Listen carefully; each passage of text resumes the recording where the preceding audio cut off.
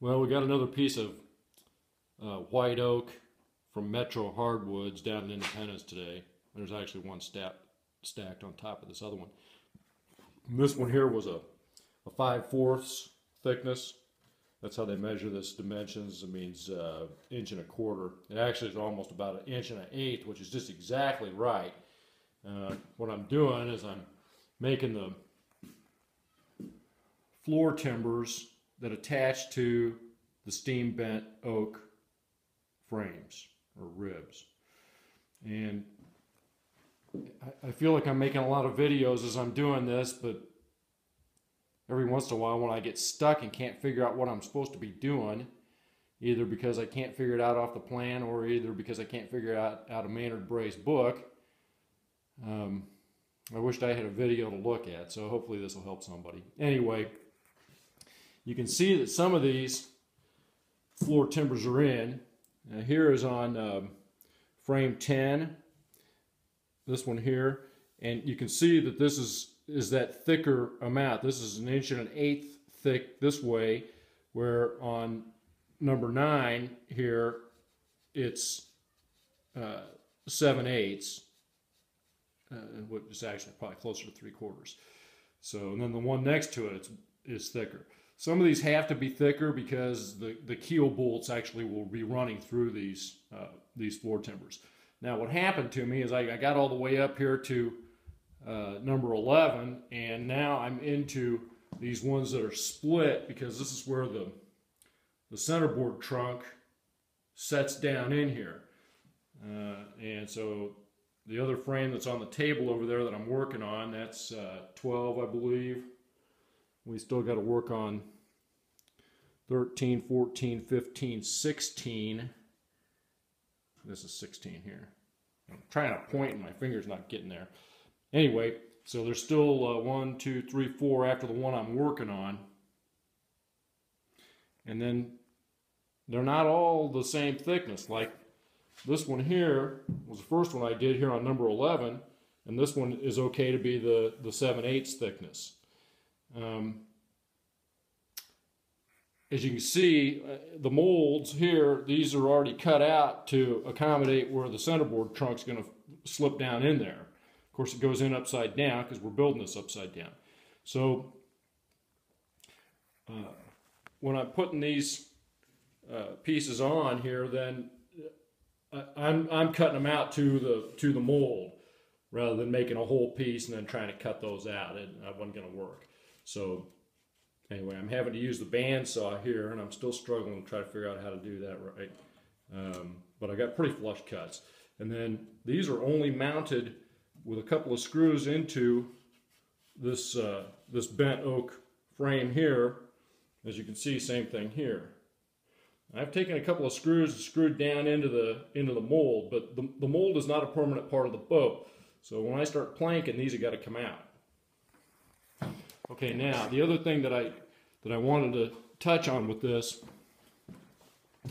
is that when I'm doing this and cutting these out, these pieces of oak for these floor timbers, again, this is one of the thicker ones. This is the 1.125 inches thickness, and I used the 5/4 white oak that I was able to buy today. And I put it on there, and the line was already drawn on here that matches the depth. On the plan over here, when you get to 11 and 12, 13, 14, all these down here, they show the height of the floor timber, but it starts not making any sense because that part in the middle is all cut out. So the only thing you can do is go with the cleat height, which is your distance from the baseline all the way up to where the floor timber is supposed to start. And my friend John, that I got the frames or the molds from, he'd drawn this line on here that was already on here, and I've been measuring them from the bottom down there, and this one was just dead on. Let's see how it is. From the baseline down there up to here, we're 33 and 9/16. Well, this is frame 12. Frame 12 is 33 9/16. So we know we're good on there.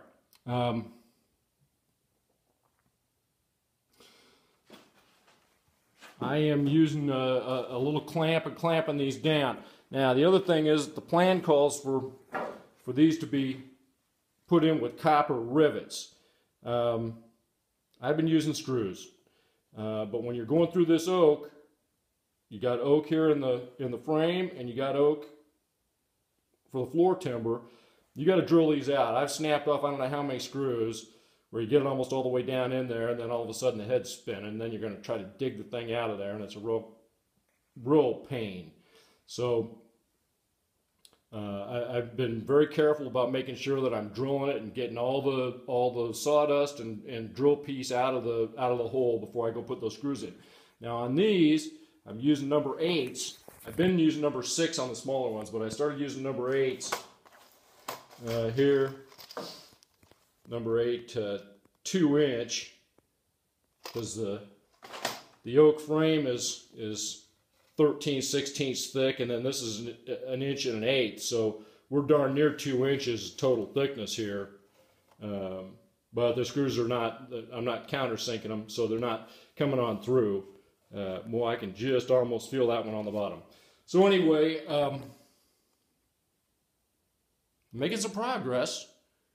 But there's just those moments where you think, okay, now how does that work? Now the way these slots are is that this slot down here is 3 inches wide, and then this area here up, well, you can see it better maybe on this one. This area in here and up to here, this is where the bed log from the centerboard trunk fits. So I've been trying to pay attention to that as I'm doing it and make sure that my slots are big enough. This here is just right at 3 inches as far as this gap in here. And then from the other edge up there back to here, that one's better than 9.5.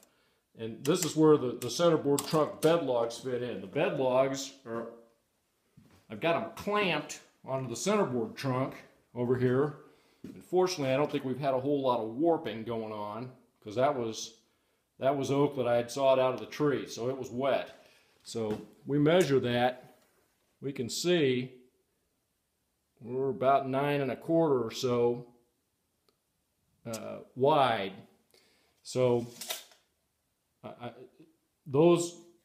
bottom part, that real thick bed logs on both sides of those are what have to lay down into the widest part of this. I don't know if any of this is making any sense. I hope so. It's the part that lays down in this uppermost top part of this is where the bed log is, and then the centerboard trunk goes down that way. All right, where's the sailing ship? There she blows.